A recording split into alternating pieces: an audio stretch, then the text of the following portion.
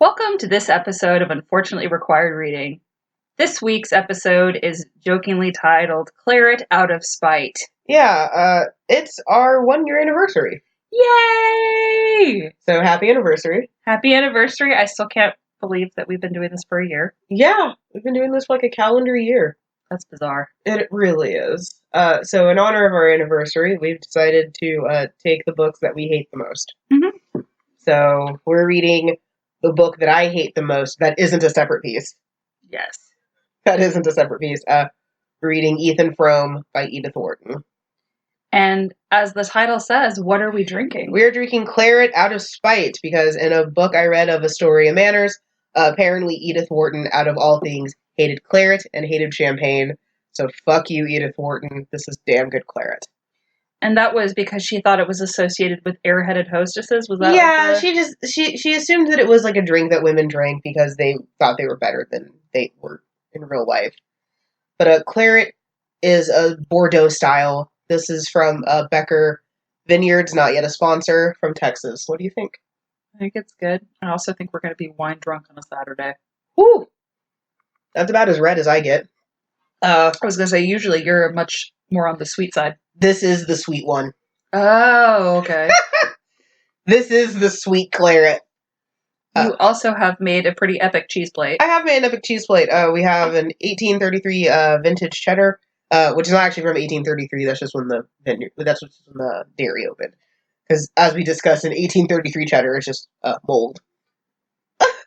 Tori likes it. She's already dipped into it. Mm-hmm. I'm eating it. It's a good cheddar. It's sharp. I love sharp cheddar. I'm not usually a sharp cheddar person. And the sourdough is perfect. And I got sourdough bread, and we have cornichon, or butcher pickles, because we have to, because it's Ethan Frome. Basically, they're just bougie pickles. They're bougie French pickles. Ooh. It's a petit cornichon. In America, we'd call them gherkins. I like the word gherkin. Okay, I think the word gherkin makes me uncomfortable. Why? Because people use it as a penis metaphor? Yeah, it's honestly usually because of like the innuendo part, where like that's just unattractive to me. Why would you refer to it? Like, they're usually small. That's unfair and rude. I mean, so I much prefer cornichon. I'm also very bougie. it's just a really good combo. I know, almost like I think about it. You do think about it. Amanda goes through and finds like tasting notes for everything. I do. That could be like a whole other sideshow. Is just like me feverishly researching this stuff. Tori gave me a look with like a glint. No, I was thinking like you could do like a mini podcast of these are the tasting notes. Yeah, I mean, so the tasting notes for this cheddar are sharp. The crystalline texture is from the denaturing of mostly lactic acid. Proteins, science, cheese. I know. It's beautiful. It's so good. It's fine. And then I've replaced crackers with bread because one, it's less loud, and Oh my gosh, I like this movement. Yeah. To the bread. Yeah. So because of our recent moratorium on crackers, where we ended up with 3 fucking boxes of crackers. Oh, there's 4. There's another one that's on the cabinet. God damn it. So because of the recent moratorium on crackers, I've moved to bread, and I like sourdough. I don't know why. No, sourdough is amazing.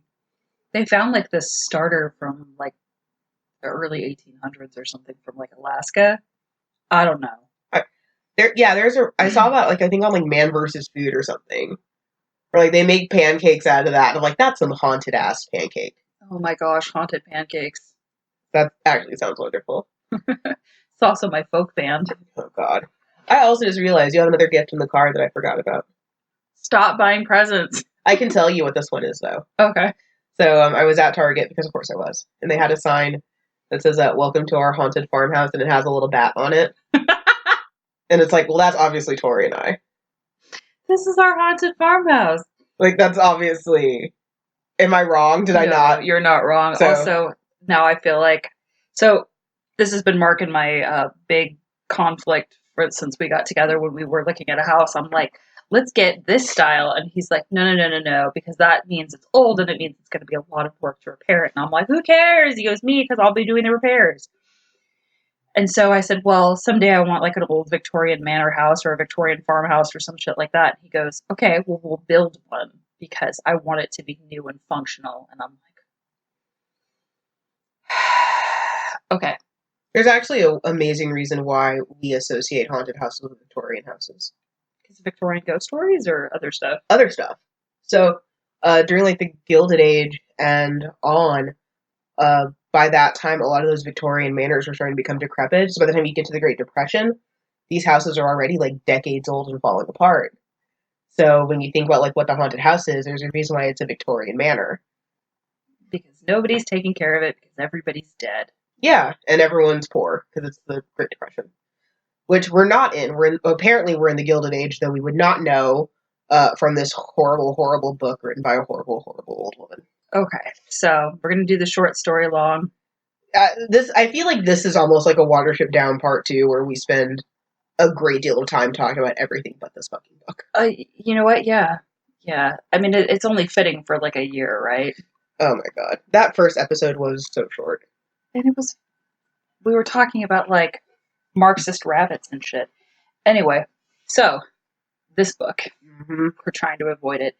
An unnamed male narrator is spending his winter in Starkfield, Massachusetts for business. He keeps seeing a man limping around the village, and the narrator is fixed on him and his carriage.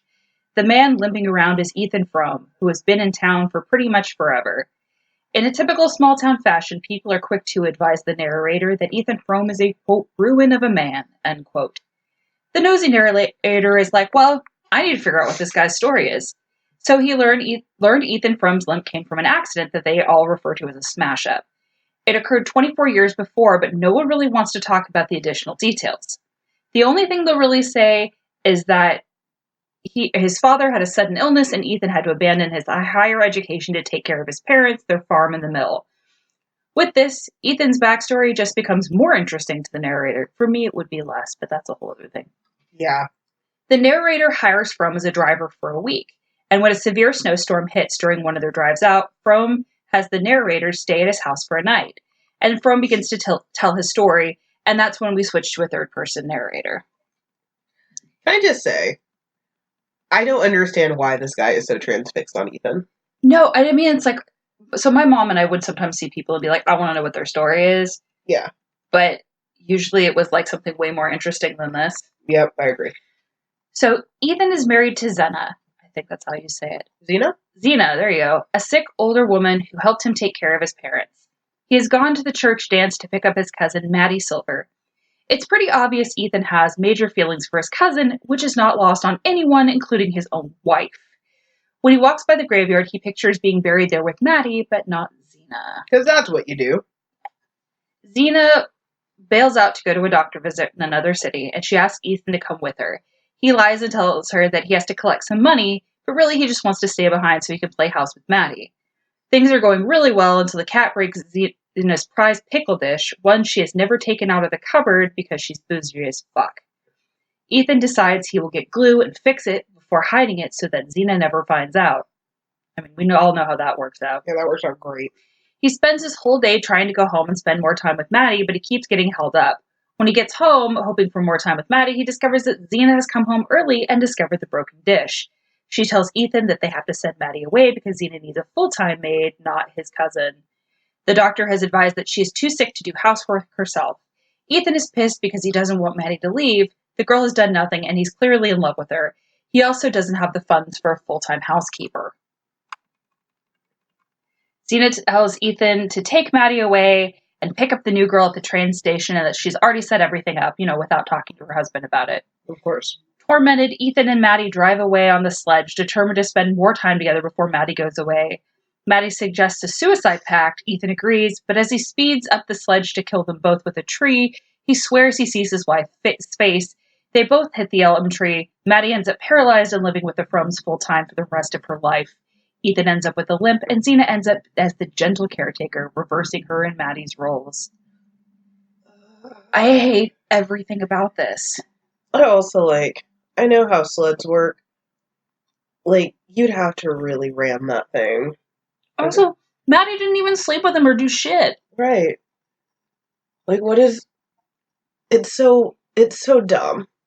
So dumb. It's so dumb and so convoluted. And,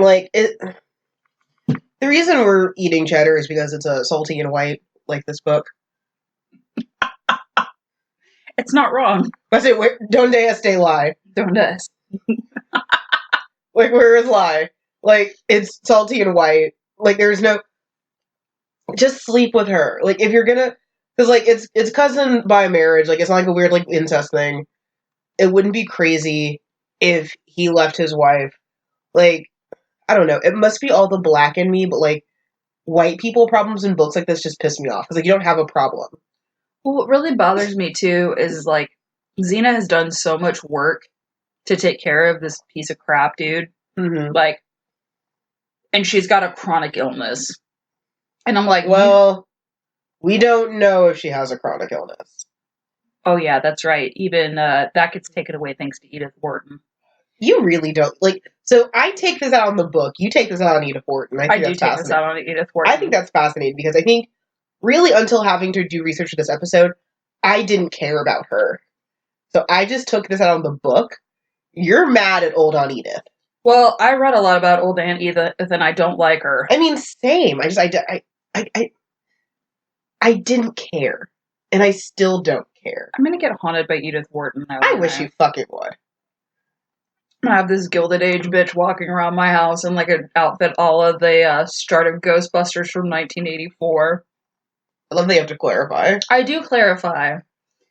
Alright, there's a lot of themes. There's not really that many themes. Okay, there's like four themes. There's really... Well, I mean, technically winter is a theme, and I don't want this to turn into Frozen. Because I'll start singing this song. I know. What is Frozen 2 about? What is the point? I don't know, because the official plot hasn't been released in traditional Disney fashion. But it looks like Arendelle is under attack by magic, and so she has to go find the roots of her magic, which is all Norwegian shit, and I'm super excited about it because I'm a almost 35-year-old woman who really loves Frozen and loves Norwegian and Finnish and Danish mythology. Okay. Let me have this, Amanda. Where did I try to take it from you? I made a promise after Anastasia. I tried not to look for historical inaccuracies anymore.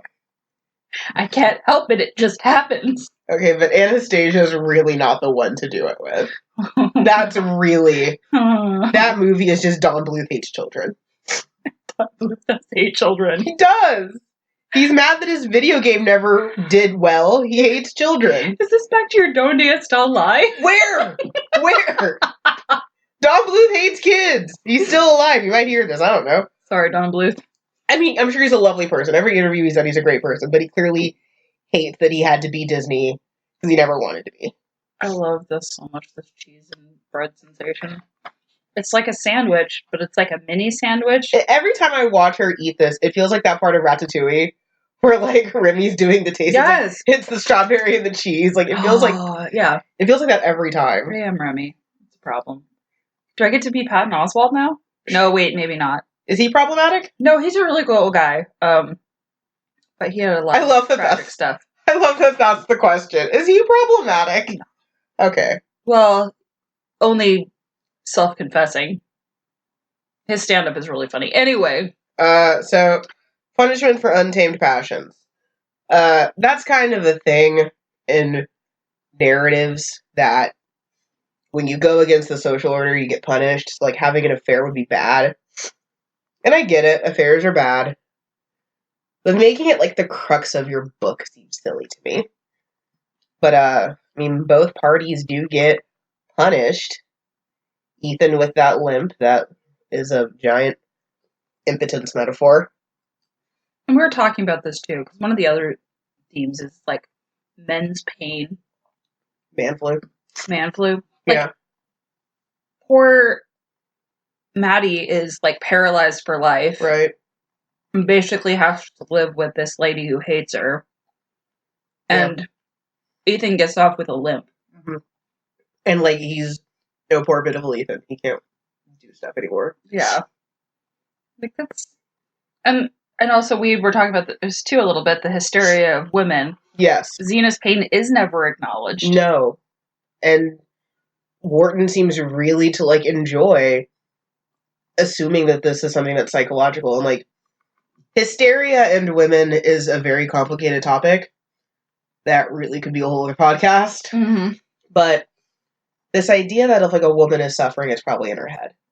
And that's so frustrating in the story is that, you know, Xena at the very end is basically made to be this like little savior who takes care of everybody and overcame her pain, which evidently never existed and was only in her head, right? To take care of the people who wronged her. And I'm going, yeah, justice for Xena, because like she's really framed terribly in this book, and she didn't do anything wrong. Yeah, like she gets described basically as this old, bitter, gross woman, and you're going, well, she's had to deal with your ass, Ethan. Like, right, like she took care of your family who was dying. That's really hard to do. She's basically your free hospice nurse, you dick. Right, like it's so gross, even like assuming that her pain isn't real. Because, like, I mean, you have two biologically female hosts here who, without going into too much detail, both have chronic conditions. Hooray! And we've both talked about not having our pain believed. Mm-hmm. Oh, especially if you are of the plus size. Yeah. And you go into a doctor's office, the very first thing is lose weight. And you're like, okay, well, that's cool, but this has to do with this instead. And they're like, maybe. And then I'm double screwed because I'm plus size and black. Mm-hmm. So I'm just not listened to. Oh, you're fucked. Oh, absolutely. I think John Oliver calls it the fuck barrel. Where it's just like a barrel of just everything terrible. Yeah, like it's awful. I mean, even just still calling a removal of a uterus a hysterectomy upsets me. Well, what's interesting too is like Ethan, you know, as he gets away with so much stuff, and I loved in Thug Notes he was talking about it's the Ethan shit orbit. Like, yes, everybody who's around him gets screwed. I mean, even the narrator gets stuck with him overnight. But I think like that's the problem with so many books like this is that. So I did a panel about the Mary Sue. Mm-hmm. And here's the problem with like criticizing the Mary Sue trope is that when this happens to men, no one says anything. When this happens to men, no one cares. But like, what about Ethan is so fascinating? What about Ethan is so captivating that you would be in Bumshart, Nebrahoma, and you see this dude hobble across a field like, I must know everything about him. Nothing about this white bread motherfucker is so enrapturing. He's not a fucking cryptid. He's not Bigfoot. He's not anything special. He's just some fucking white dude. He could be any of my exes. So we drive by my kid's mom's house all the time. I'm the stepmom, just in case you guys were wondering or hadn't heard that before. But there is this lady who has this like rock garden outside of her house, and it is definitely an HOA violation, which makes me laugh every time. And so we're like, I look at her mom and I go, we have to go with Brianna to ring this doorbell and ask for candy because holy moly, I need to know this lady's story. We get up to the front, the house is covered in papers, there's just trash everywhere, and I go, oh no. Like in my head, I'm like, this woman is basically a shut-in and needs some help. Or is dead. We get there, we ring the doorbell, and she's like, I'm so sorry. I've been so sick. I haven't been able to go out and get candy, but you guys look amazing. And we're like, it's no problem. It's no issue. You're amazing. Have a great holiday. We'll talk to you another time. And we like walk away, and I'm just like, well, now I feel like a shitlord. Well, but also like, I would also be curious about that woman's story. But like, there's nothing about Ethan that is like, I must know more about this pale piece of milk toast. He's not even sourdough. No, he's not. This uncrustable. He's an uncrustable. This human uncrustable. But he's just like an uncrustable that's only filled with peanut butter. There's like no jam to balance it out. Nah, he's like a dollar store uncrustable, like the off-brand. Yes. For those who don't know what an uncrustable is, because do we have to explain what an uncrustable is? Just for listeners in the UK who might not have them, I mean, you might. I don't know. Americans, it's like a toasty. Weird stuff. It's very similar to like a pasty, except that it's made out of white bread and it's in the frozen section at the grocery store. Like you press it down and it's like a little like pocket sandwich. And it's supposed to be designed for kids who want like basically a compact peanut butter and jelly sandwich. But with no crust. But with no crust. Because the crust is the worst part of bread. Because in the United States, we actually make bread at our local grocery store, HEB, that has no crust. Yeah. At all. And it blows my mind. I'm sensing some judgment here. There's a little bit of judgment. We buy it for the kid. Yeah, I like uncrusted bread. Like, if it's like sandwich bread like that, I like uncrusted bread. Now, I'm willing to hang with sourdough, like, if it's very high quality, but, like, you could not pay me to eat, like, the crust of, like, Mrs. Baird's. I love crust. You're the whitest person I've ever met. Yeah, I'm also a crusty bitch, so that's part of it. Ha Like, you are the whitest person I've ever met. But, like, this piece of unflavored milquetoast just hobbling around a field. What about him is so curious? What about him is so fucking special? Nothing. The answer is nothing. Outside of we have to make some plot shit happen. So, I love the random symbols in this book. And we're going to have a whole conversation with Scarlet Letter. Basically, it's probably going to be like 40 symbols, and you're all going to hate me. Oh, we need to talk about women being dangerous. Oh, yeah. Evidently, you know, if you're just cleaning a house and being completely innocent and not doing anything, you're seductive as fuck. Right, and, like, that's something that bothers me. I think what book were we talking about? We were talking about, like, covering one's hair. Was it one of the Toni Morrison ones? I think it was a Toni Morrison. Yes. Wait. We didn't do the color purple. We Sula. did. With Sula? Sula. Or, like, this idea of, like, oh, well, Maddie, just by being there, of course Ethan would be seduced. It's like, her existing is not validation for this old man to be gross. What's really hard, too, is, like, in the book they talk about Maddie's background. She's lost everybody. There's no money. There's nothing left. Right. I mean, she probably wasn't like, I'm going to go hang out with Uncle Ethan and seduce him. I mean, it's not her uncle, it's her cousin, but... Yeah. Well, but even if she did have any agency in that scenario, which, like, Edith Wharton's not a good enough writer for us to know. I'm just gonna say that. We don't know what Maddie's agency is, because, like, maybe she was fine by getting dicked down by this milquetoast. And, like, that's fine. They're two consenting adults at that point. And it's like, he's so excited when she turns down this other guy at the church dance. It's a church dance. That's never stopped anyone. I mean, for real though, like, have you been? You've been to one. You know Catholic schools and stuff. The whole leave space for Jesus. That's never stopped anyone. That's never stopped anyone. Nuns can't go into the bathroom and follow you. It's almost like abstinence-only education doesn't work. I mean, yeah, it doesn't. But yeah, like, it's so frustrating because it puts all this onus on Maddie for being like, oh, she's so hot, look at her, she shouldn't be flaunting around like that. It's like, she didn't fucking do anything. She gets crap for wearing a scarf. Oh, God. It is cold. It is winter. She'd get crap if she left her neck open. I mean, realistically, at this stage, like, she's the Trojan shit horse at this point. I mean, it's like she wasn't trying to femme fatale the shit. She didn't, like, show up in, like, 4-inch heels and, like... Well, also, those didn't exist. Yeah, that's true. Also, this... It wasn't like, hey, big boy, ride in a sledge with me? Like, no. Like, that was also horribly anachronistic. True. It went full Django Unchained for a minute, which is a movie you still haven't seen. Nope. What? You can't make the reference until you see it. I'm gonna put... There's a ban. There is. You have to see it. You're like, Mark, we need to watch this movie. Yeah, you have to. There's no excuse. We do the line all the time that you had my... You had my interest, now you have my curiosity or whatever. You had my curiosity, now you have my attention. Yeah. Sorry, I just butchered that because I've never seen it. Don't worry, DiCaprio eats that scene like with a fork and knife. I feel bad watching Django Unchained because it is not Jamie Foxx's movie. That is a power play between Christoph Waltz and Leonardo DiCaprio for who can eat the most scenery. Like Willem Dafoe level of like knife and fork eating scenery. Wow. Oof. Willem Dafoe is what is that movie? He is the entire Boondock Saints movie. I was thinking Spider-Man. Fair. Also fair. I was thinking Spider-Man. I kind of wanted to see The Lighthouse just because he's in it. Okay. I want to see him, like, basically devour Robert Pattinson. Also, American Psycho. Who's the American Psycho? He's the detective, isn't he? Wow, it's been so long since I've seen that movie.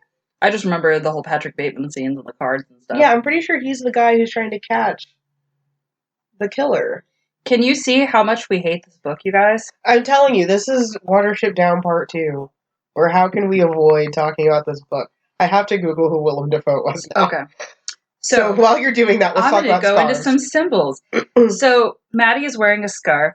Amanda's put wonderful notes in that it's likely a beauty symbol. It Stunning, is. flowing, youthful, fragile. And then we have the carriage, which is a penis metaphor. Everything's a penis metaphor. I was right. Crashing into a wall and suddenly no longer being able to perform with your lovely. Yes. Penis metaphor. Yeah. It's like what people do with cars. It's like it's a car thing that is like, here's my second shiny phallus. He was the detective in that. Oh, I need to go rewatch it. I was right. So of course, he wrecks his carriage, which means he wrecked his dick, I guess. I don't know. I love that the pickle dish is a symbol about it breaking and all that, because Xena's like, I kept this in a cabinet where nobody could reach it and nobody could touch it, and it's mine, and it's a symbol of the home and wealth, but it's also fragile. Because she even was saying that, like, she only would take it out for certain entertaining events, not all entertaining events, because not everyone deserves the pickle dish. Do we ever know about Zenobia? Because that sounds very Southern. I mean, they're in Massachusetts. That doesn't mean that she can't be from the South. That's fair, because she did travel to be with him. This sounds... Suddenly, I see Amanda in this. I love the idea. Like, well, it's in Massachusetts. Cool. She had to be from there. We were joking around that we needed to get a pickle dish to break. If you like some more claret. I'll take a little bit more. Rage claret. Thank you, dear. Oh, God. Oh, yeah, you have to drive home at some point. Oh, I mean, I've made it every other time. Pasta and nachos are an important sponsor of this podcast. Not yet a sponsor. Not yet a sponsor. We pay for them. We sponsor them ourselves. A peek behind the curtain. Despite what this does for our audio, there is a reason why we have cheese and crackers and bread. Mm-hmm. It's to talk about the alcohol. Mm-hmm. Because I don't know if you've heard earlier episodes where we didn't have this in front of us. If you ever want to hear as lush as we possibly get, I think it was the Beowulf episode. Beowulf, or what was the first episode we drank port for? Was that Jane Eyre? I think it was Jane Eyre. Whatever first got us to drink port, and then Beowulf, I think is us at our most just like incoherent lush. And the funny thing is, then for Grendel, we were mostly sober because we hated what we were drinking. It was spicy and it was bad. It was weird. It was I weird. mean, I'm sure somebody out there loves it, but it was just like, I mean, to be fair, every alcohol has its own thing. I didn't know that there was an artichoke aperitif until or digestif, sorry. It's fine. Sinar. Sinar. Oh, if we have any listeners in Chicago, I would love if you sent us some Malort. What, pray tell, is Malort? Malort is a Swedish liqueur made from wormwood. This sounds painful. Oh, it's listed as one of the most disgusting things ever. But you can only get it in Chicago. Is this like my family going, this is gross, smell this? Yeah. Okay. And if I suffer, I make you suffer with me. I mean, I did make you eat blood candy for Dracula. It really wasn't that bad. No, it's just mostly sweetened condensed milk. I'm just going to have to make you fudge next episode. I'm so excited. So... No, we can't because we're Puritans next episode. I'm black, and it's the 1600s, so either I'm a witch or I'm still in a hut. What's up, Tituba? Hell yeah! Oh, and now it's racist and gross. Sorry. It's okay. That wasn't your fault. It's Nathaniel Hawthorne's fault. Hawthorne. There's going to be so much swearing about Hawthorne next I also love that you left in my note where I said the Scarlet Letter written by Nathaniel the Asshole Hawthorne. Yeah, no, I agree. You left that in? Nathaniel, I don't want you to write any more Jane Austen Hawthorne. Anyway, I don't even like Jane Austen. And then I lost like 12 listeners. Anyway. I also don't like her. Now I've lost 24. But yeah, like the pickle dish is weird because that one sounds very Southern. Like this idea of like bringing the dishes into the marriage, but they're fragile. Because like I know like we had plates that we didn't eat off of unless we had company. Like we had like an entire like china cabinet full of things like we didn't touch. Hi neighbor's dog, I know you're really upset about something. Can I bring you some cheese? I don't think that's good for dogs. Oh. I mean, it might be fine for dogs, but like I feel like this cheese is good and expensive, so let's not give this cheese to dogs. Oh, I'm eating this cheese. Okay, let's Dogs can have a slightly cheaper cheese. Okay. Okay. We're moving on to name symbolism. Yeah, name symbolism, which is actually something that, fun fact, I love. Zenobia gets her name from a once great Syrian princess. Almost like it's a fucking metaphor, because she's mostly weak and ineffectual and complains. So almost like I have to give Edith Wharton a half point for thinking that she's being clever. Wait till we talk about the next book. Anyway, body silver. Yeah, silver is a precious metal, but it is less precious and way more malleable than gold. It's almost like she's in the part of her life where she's the most malleable. Almost like she's also pretty fucking malleable when she gets flung into a tree at terminal velocity. Oh, no. That neck ain't malleable. Also, I stopped using the word terminal velocity because of 50 Shades of Grey. I hate that book. So I know you've read some of it because I made hate it so much. But like everything that happens in that book is at terminal velocity. Anastasia runs him at terminal velocity. Christian runs to her at terminal velocity. You keep using the word terminal velocity. I don't think you know what the fuck that word means. This word does not mean what you think it means. So the only time terminal velocity did happen was Charlie Tango fell. That's Ethan's helicopter. Christian's helicopter. I just got really confused. I was like, Ethan's helicopter, Sorry. Ethan's sledge. It's all comes full circle. Sorry, Christian. Claret. But yeah, Charlie Tango is the helicopter. I think it's the Russian in me that's really enjoying these pickles. I mean, they're good French pickles. They're amazing. I love cornichon. I want to read Russian literature just so I can make you eat herring under a fur coat, but I think that's wrong. Yeah, that is wrong. But also make you blini. I do like those a lot. We want some pancakes. Or we can do some... Is there Romanian literature that we can grab? I mean, probably. No, anyway. Romanians have never written anything. I'm sure they've written a lot. That was a joke. And then hid it away from communism. Anyway, so we have questions from listeners. We like when you guys send us questions. Are we not talking about flashbacks? I don't want to talk about flashbacks. Okay, so this book is written in an extended flashback. It's called a framing device, if you're one of our 5 listeners who's still in school. It's very similar to something you'll see in, like, Wuthering Heights, where the strange traveler comes into the home and then they tell him the whole story of why everything is messed up. Didn't that also, like, Loki happen in Dracula? Yeah. Okay. And a little bit in Frankenstein. Yeah. Yay! I remember the books we read while I was drunk. Look at your framing conventions. I love this. And this is why I rent a lot of books from the library. Yes, I rent them. I don't check them out. I think claret's a bad idea. Yeah, I think claret's dangerous. Do I need to tell you what is in this claret? Probably. So grapes. Well, yeah. We have, the type of grape. Oh. I was going to say I would hope there would be grapes in wine, but then again... Soft pet. You can make wine technically out of any fruit. That's true. You can also make toilet wine in prison. Pruno? Mm-hmm. Okay, anyways. Cabernet Sauvignon, 40%. Merlot, 35%. Petit Verdot, 12%. Malbec, 8%. Cabernet Franc, 5%. Alcohol, 13.5% by volume. Well, this explains a lot. I love when you get that, like, high-pitched, like... Almost like I used to voice act.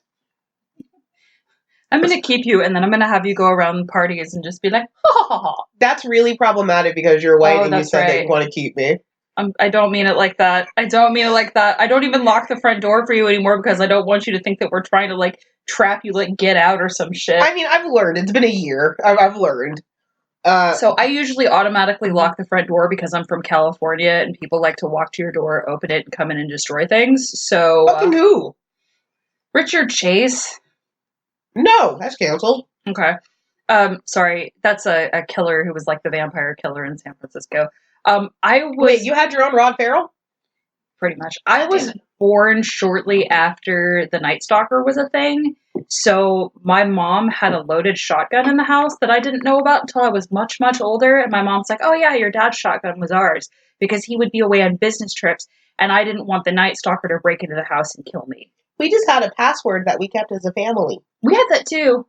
Which I will never tell anyone else. So the flashback thing is weird, but it exists. I don't think it's like the first example, but it's a notable example. And by notable, I mean fuck you, Edith Wharton. Edith Wharton hurts me.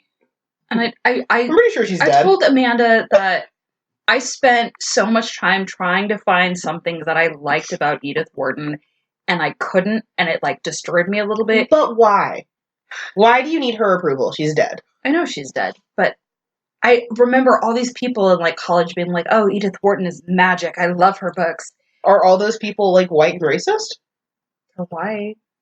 I mean, that's kind of a point. Okay, here we go.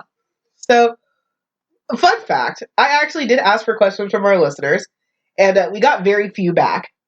Mostly because I think everyone hates this book. I think that's fair. But we did get one from Twitter stating, not a specific question, but I'm generally interested in how Wharton explores social class in her books. I've read 3 of them, and now I genuinely can't tell what her personal stance on class mobility is.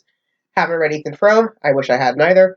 Though this will be interesting. This is from our Twitter, as mentioned. So, So, we're going to dip a little bit into Wharton's history for a second. Wharton was rich. She was rich as fuck. And, like, she was a socialite, known for her parties and everything like that.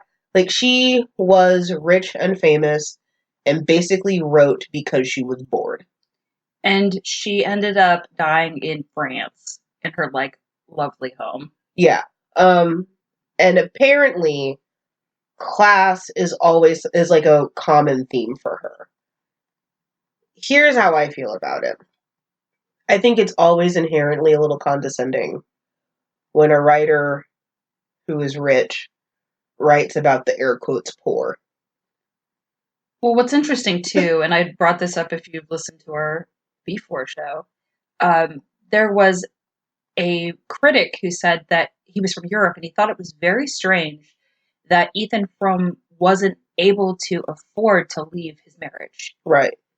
And he thought that that was very strange that Americans didn't have the ability to get out of those kind of situations because of funding.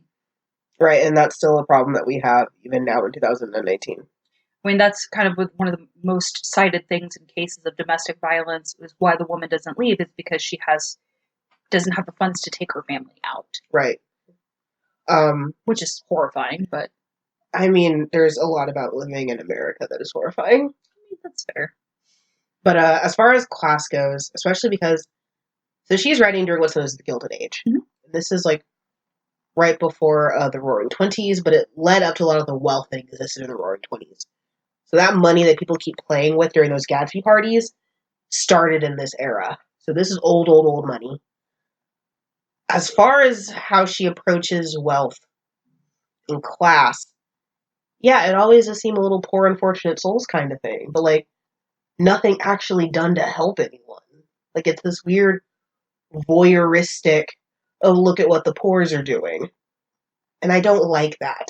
And you do see a lot of that in class literature of the time frame, too, where it's, you know, this wealthy person, and they're kind of like, oh, I have walked among the slums, I have taken the subway of New York, I have gone through and seen vomit in the gutterways, and you're going, cool. Did you give that guy a 20, or did you, like, go help with the soup kitchen, or, like, what did you do about it? And not even, like, you have, because, like, I have that issue when people talk about, like, rent. We're like, oh, it's just, like, fetishizing, like, people looking at poverty. It's like, okay, I get it, but, like, not everyone can be a saint. Calm down. Like, calm down. Because, like, as much as I love Lindsay Ellis, her really going into that part of it kind of pissed me off. Because it's like, yeah, I get it. Everyone knows that Mark is an asshole. Shut up. Like, we all know. No one is shocked. Stop laying into this one part. There's other aspects of Rent that are problematic and terrible. Like, this isn't the one, honey. But, yeah, I mean... I'm keeping my mouth shut because I've never seen Rent. I just know the song Out Tonight by heart because I had to perform it at karaoke. Where did you live? Southern California. How? Basically, you were too worried about whether or not you had to have plastic surgery. But Rent is... I'm not going to say it's good. It might be, like, one of the more mainstream versions of bisexuality I've ever seen. I mean... Idina Menzel. It's not fair that she gets multiple power ballads. I'm just saying, most careers you get one. That's true. Whitney Houston. I'd say, like, Aretha Franklin. Technically, Whitney Houston took it from Dolly Parton, but she made it her own. It's also not a pissing contest between powerful women. No, it's not. This is not America's Next Victim. America's Next Victim of the TV show that we're starting. Copyright. But, I mean, unfortunately, neither of us have read enough Wharton to care or to know. And this doesn't really make me want to go out and read The House of Mirth. No. Or Age of Innocence. Nope. Or, what is it, Son from the Battlefield? I don't know. Whatever. Somebody's screaming in the background right now, I love Edith Wharton, you horrible whore. And I'm like, okay. Vague White People Problems, Volume 1. Listen, I've got a lot of vague white people problems. But, and actually that brings up something we talked about during the pre-show, was, when I was on Twitter, someone had said that about Wharton's work, that it's like, I really hate that this is the book that makes people hate Edith Wharton. And I'm like, I do too. Not enough to read any more of her work. Wait, you were talking too about high school, like you read this when you were, what, a freshman? Yeah, 14. And that just kind of informed your whole opinion on Wharton from the time moving forward. Yeah, that she was a stuck-up prissy pants and I hated her. I mean, to be fair, there are quite a few authors that we read in high school that I went, oh, God, don't ever want to read anything by them again. Hemingway. I actually really liked Hemingway in high school. No, but there's that, and then there's like sneaking through the rest of my literature textbook where I found Dorothy Parker, who I adore, but we never talked about. Oh, she's depressed. She's from New York. She's got a million little commentaries about feminism. I also just realized that there's a book that I think we're going to have to cover. Flowers for Algernon. Oh. I have somebody who's actually asked that we do that too, so. Woo! Yeah. So let's talk about this pasty old white lady. Edith Wharton was born Edith Newbold Jones, January 24th, 1862, to the literal Joneses. Like, for real, this is the family that spawned the phrase, keeping up with the Joneses. So if you want to understand, like, why we don't like her, there it is. She was also referred to by her nickname, Pussy Jones, which is now my burlesque name. Fair. I like to write my own jokes. That's a problem. It's not the worst. Her relations, the Rensselaers, her mother's family, were part of the Dutch government land grants to New York and New Jersey, making them long-standing patroons. Patroons. Patrons? I don't know. Anyway, not poltroon, there you go. She was born during the American Civil War, but they were away in Europe because of the depreciation of American currency. Or all the fucking slavery. I don't know. Combination. She became very fluent in French, German, and Italian. And for those of you who don't know what a patroon is, I really, really want you to go watch the movie Dragonwyck. It's got Vincent Price in it and Gene Tierney. Basically, you would have this land and you had people work it for you like serfs, and then they would have to pay you a portion of what they earned. And so usually if you were the patron, you had a ton of money and you were fancy and lived in your house on the hill and looked down upon the workers. Ha ha ha ha! I don't like any of that. Okay. Wharton became fluent in French, German, and Italian. Mm-hmm. French by the age of 4. She was later, somebody referred to her French as basic perfection, like they didn't think that she had ever lived in America, which made me hate her even more. Wharton got typhoid fever when she was 9 and nearly died in the Black Forest of Germany at a health spa. Her family then returned to the U.S. and spent winters in New York and summers in Newport, Rhode Island. Yes. Ethan Frome is based off of a real incident that happened in Lenox, Massachusetts in 1904. 4 girls and 1 boy were in a sledding accident and 1 girl died. And then Edith Wharton became friends with Kate Spencer, one of the girls who was injured in the accident, which is like kind of uncomfortable. Kind of? She started the novella as an exercise to practice her writing in French while living in France, and then she came back to it and turned it into a novel. She would read it daily to her friend Walter Berry. Walter Berry was the one who told her not to publish certain books. I think it was Age of Innocence he told her not to publish, and everyone was like, what are you talking about? This is a bestseller. I like to wonder why Walter didn't stop her. I mean, he tried, I guess. Not hard enough. Wharton didn't like the fashion of her age and called the dresses oppressive. She read books from her father's library and those from her father's friends. The one caveat was from her mother, who told her she was not allowed to read novels until she was married, which she complied with. They actually started her season, like her coming out season, a year early because she was reading so often that it made her mother and father uncomfortable. Thanks, PBS.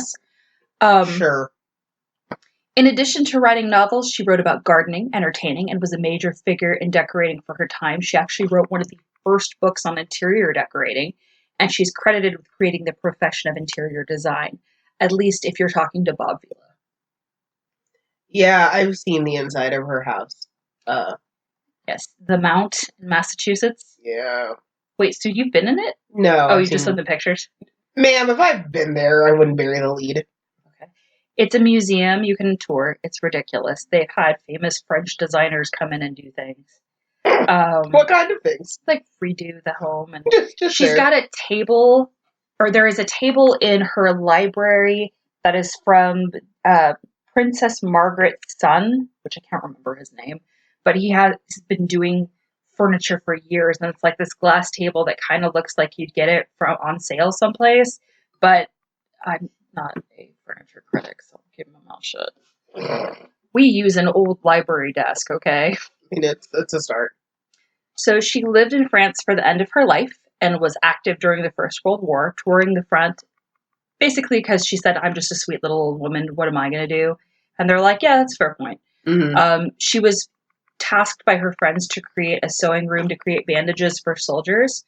And so she went out and earned a bunch of money from her friends who were the wealthy expatriates from the US and got someone to donate a super nice apartment for them to sew in. Oh, how lovely. I'm like, okay.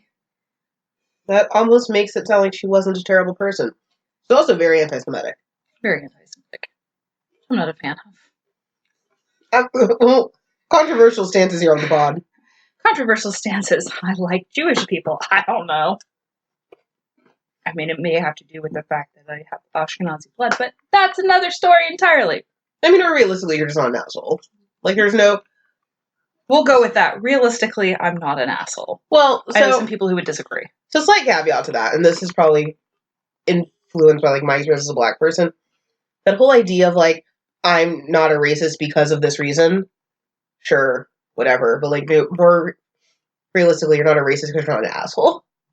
It doesn't matter. Like, you shouldn't have to have that as a reason to not, hate people. Yeah, I joke all the time that I kind of live by the Avenue Q principle of everyone's a little bit racist. But at the same time, you have to actually meet and talk to people of a particular race and culture and ethnicity, the whole thing, before you really have any concept of who they are. And it drives me crazy, like, oh, so-and-so is clearly evil. It's like, are you sure? Are you sure? Because I think that's what you've been informed of by your country's idea of patriotism. Yeah, I think that's why I love and hate that part of Avenue Q. Is like, I think everyone has their own prejudices, sure, but like giving a pass to racism, like I think is really, really dangerous. Oh no, we don't. We do not give a pass. No, you don't get a pass. It's not a hall pass. You don't get like a special thing from the hall monitor saying you can dislike these people specifically. Yeah, like we all have our prejudices, and like that's human nature. But and I mean, there are some evil, horrible human beings. Like that's never been like a race thing. Like it's never been like this person is evil because they're black. They're evil because they're evil. Well, that's kind of the thing I have with religion too. Is I have to explain to people it is the crazy people who are the loudest in each religion. That's the problem. You can meet somebody who's incredibly wonderful and follows a particular religion, but there's always going to be that like 4% who like bomb abortion clinics and shit. And you have to be like, we're not sitting with them. Yeah. Like, come sit at our table. We love you. Like, you're not, don't. I don't know. You want to talk about resources? Oh my gosh, so many resources. Spark Notes. All hail. Thank you, Spark Notes. Thank you. Wikipedia, thank you for helping me with some of this. I was not, I'd watched something and I wanted to verify a piece of information. Yep. Thug Notes, sir, I salute you with your Ethan Frome shit orbit. That was pure brilliance. And accurate. PBS has a special on Edith Wharton you can watch on YouTube. I'll link in our show notes. Mm-hmm. Edith Wharton, The Sense of Harmony. It's a film that's on Amazon Prime. Apple Prime. Apple Prime. New Monopoly. All the primes. Evidently in 1993 there was a Liam Neeson movie of Ethan Frome. There was. I did not put myself through that because I didn't want to hurt myself. It is as dry and boring as you think it is. I really now want to change it to be like that Wolf movie that he was in, Liam Neeson. I know which one you're talking about. Oh, like Into the Gray or whatever. Yeah, whatever. And I want to take that and I want to combine it also with Taken. That is about as dry and as boring as you can imagine. I'm kind of excited about it now. No, you're not. I have a movie to pitch, Hollywood. Call me. Oh, God. Well, I mean, I kind of know the answer to this, but did you have to read this in school? Yes, and fuck you, Miss Peach, for making me read it. I didn't, and I wish I hadn't had to read it now. I'm sorry. No, it's okay. I love you enough to read Ethan Frome. I apparently love you enough to read The Scarlet Letter. I mean, you don't have to just read the Spark Notes. It'll save you a lot of time and energy. I mean, out of all the books that I thought I would never have to come back to, that's pretty high on the list. Do you know how many times okay, so obviously we're reading The Scarlet Letter next. We've mentioned this probably like 6 times now. I had to read this in high school and I was like, okay, good. I never have to read this damn book again. And then got into my sophomore year of college and we were reading American Lit and they were like, we're going to read The Scarlet Letter. And I just remember thinking, oh dear God, what have I done to be punished to have to read Hawthorne again? Yeah, he's not a good author. He's not. And the funny thing is he was such a shit talker about other authors. I was like, please, step aside, sir. I know you feel guilty because one of your relatives was in the witch trials, but you need to calm the fuck down.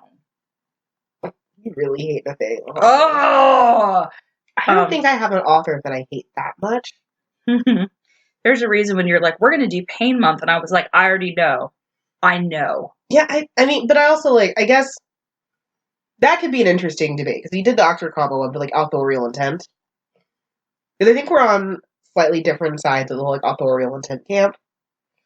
Because I believe in it, but I also, let's judge a book on merit. Because if I had to judge on author, I wouldn't read anything. Oh, that's fair. Everyone's terrible.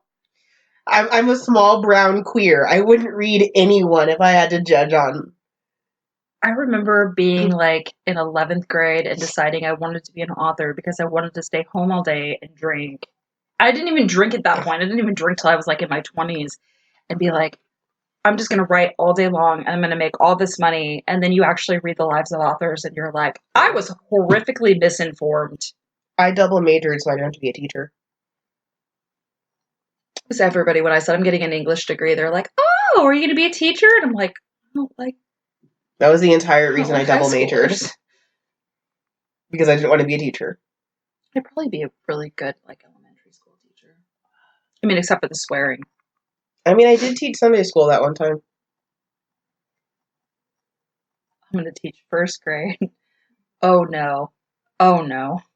I mean, yeah, honestly, this book was so bad that I think I can understand why people don't like reading. I get it. It's a bad book. It kind of, shuts you down. It really shuts you down. I mean, and to be fair, I was very excited that the San Antonio Public Library had the, audio version pop up suddenly because somebody was using it when I went to look at it the first time. And I was like, oh, thank God, because I can't force myself through this. Because, I will say this, especially, being an AP student, I can't imagine reading this book and, being, a regular student, maybe, being, ambivalent about literature and thinking, wow, this is really boring and dumb. Is there something wrong with me? Because I felt that a lot during, AP English was, is there something wrong with me because I'm not moved by, All Quiet on the Western Front? I liked that book. It was fine, but, I wasn't moved. I didn't care. I also really am fascinated by that time period, so that's a whole other thing. I think I got lost at the part where a guy basically says he can't wait to get home so he can fuck for an entire week and then go to bed. In that, opening prologue of, not needing trousers for a week. It's cool. Excellent. I was pretty much done there, and then I stopped reading. I stopped paying attention. As you can tell, high school Amanda's priorities were not grand. But, I don't know, I think there was, I remember feeling of, feeling broken almost for, not liking books like this. Because that's what you're taught, is that you should appreciate this, and you should like books like this. But this is just a boring and bad book. And then a little over a decade later, we started a podcast to drink and talk about books in the way that we feel they should be discussed. Because realistically, that's something that peeked behind my curtain, which sounds gross. It does sound gross. I mean, to be fair, I just did the Inside the Actor Studios guy's voice, so I wasn't gonna... But, like, that was something that always worried me about, like, books and literature, was that I found so much of, like, classic lit so boring. I found so much of it so boring. And it might have just been, like, the lack of representation. I mean, that's a really fair point in what they make you read in high school or used to. Yeah, like, I liked Madame Bovary. I liked that a lot. I liked Grendel. But, like, I don't know, everything... I mean, I obviously liked Poe, obviously. But, like, everything else just felt, like, so stuffy, old, and white, and, like... And just, like, overtly racist, too. And that's one of the reasons that I, like, will throw in the history of the authors, because it wasn't until college when my teachers, like, sat down and taught us about, like, the pre-Raphaelite Brotherhood, and the professor was just incredible, and she's like, okay, I'm going to tell you all the weird shit that Swinburne did, and I was like, no one ever told me this. We're going to go see pre-Raphaelite stuff. I want to go see it so bad. There's an exhibit at, which museum is it? The SAMA, the San Antonio Museum of Art.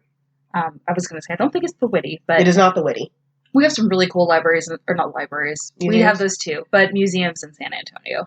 We have one museum that I like a lot, one that I am ambivalent about, and one that has a cool archive room. Which one is the cool archive room? The Whitty.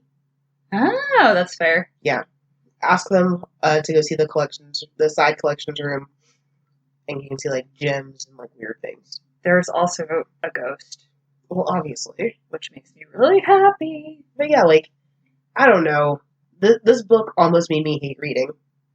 This in a separate piece. Well, I'm glad that it didn't put you off reading entirely. No, I just started writing a lot of fan fiction back then. I mean, same. It's almost like that's how we found our niche. Anyway! I mean, realistically, like, I think... Who said that quote of, like, to be a great writer, you have to be a great reader? What asshole said that? I don't know.